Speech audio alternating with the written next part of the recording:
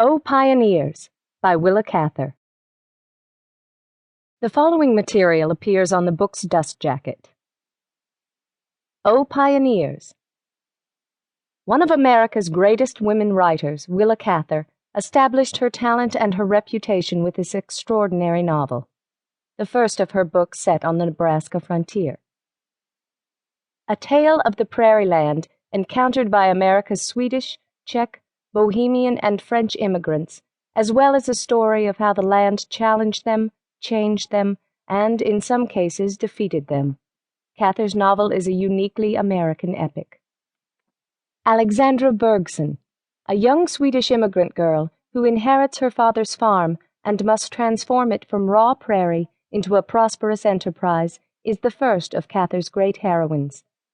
All of them women of strong will, and even stronger desire to overcome adversity and succeed.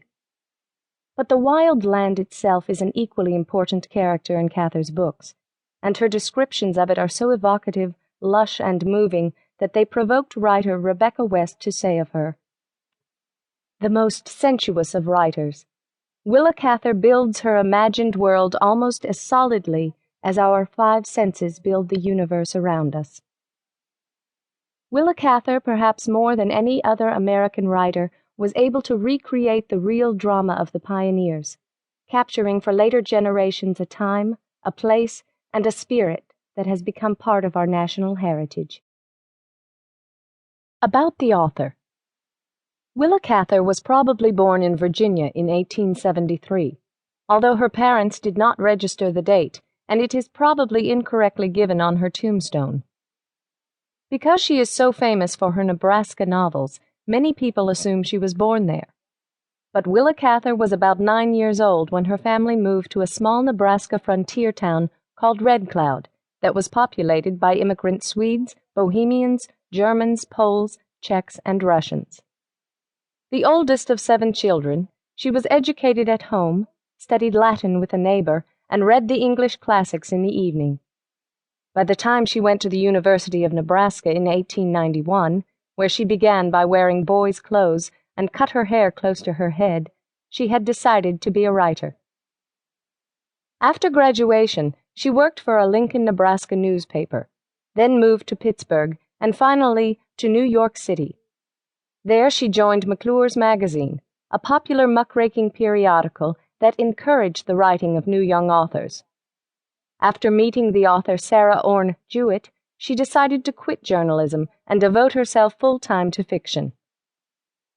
Her first novel, Alexander's Bridge, appeared in serial form in McClure's in 1912, but her place in American literature was established with her first Nebraska novel, O Pioneers, published in 1913, which was followed by her most famous pioneer novel, My Antonia, in 1918.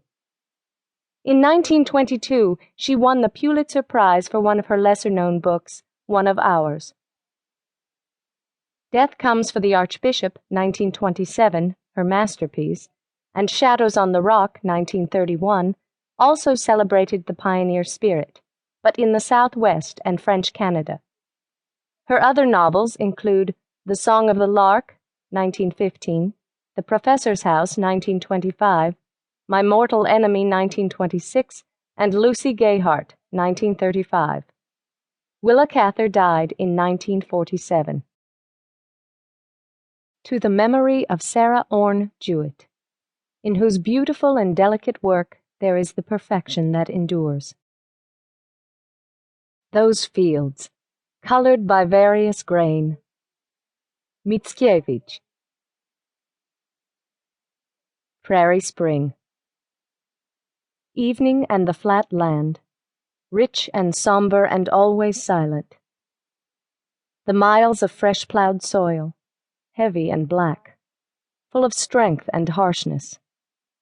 The growing wheat, the growing weeds, the toiling horses, the tired men, the long empty roads, sullen fires of sunset, fading, the eternal, unresponsive sky.